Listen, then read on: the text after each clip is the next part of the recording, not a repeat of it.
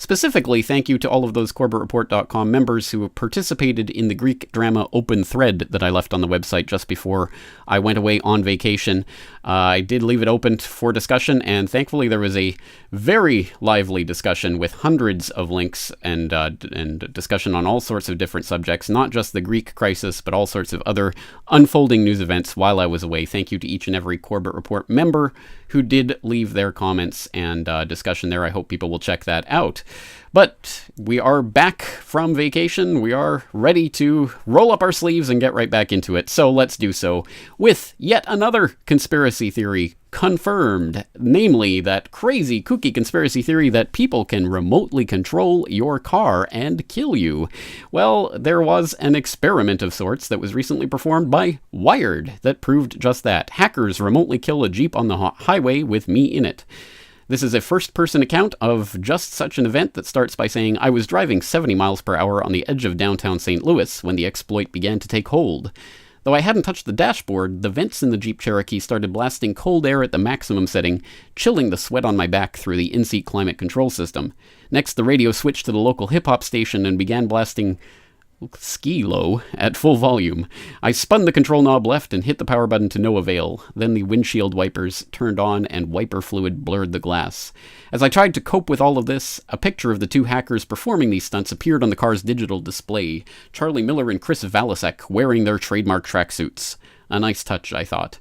And this goes on to talk about how everything in this Jeep Cherokee was able to be exploited by these hackers, including its dashboard functions, steering, brakes, and transmission, and how ultimately this person was steered off the highway and into a ditch. So, there you go. Once again, this idea has been around for a few years now and was confirmed by DARPA earlier. There's a video of that going around. It's certainly been talked about in recent times, but here is a really mainstream report on the subject, and the interesting thing about this one, well, this was actually done in the past, but in the past it was done with the hackers literally physically wiring their laptop into the computer's dashboard control system, and being literally in the car while doing it. Well, this time they were able to do it from 10 miles away, wirelessly, by using the Jeep Cherokee's IP address. And if you didn't know that your car in this day and age comes with an IP address, well, welcome to the 21st century and the world of exploits and hacks. But don't worry, because the government is going to save us. Senators Ed Markey and Richard Blumenthal plan to introduce an automotive security bill. So the government is hard at work keeping you safe from those dastardly hackers. Unless, of course, it's the government that we should be worried about in all of this. But no, the government can't possibly be criminals, can they?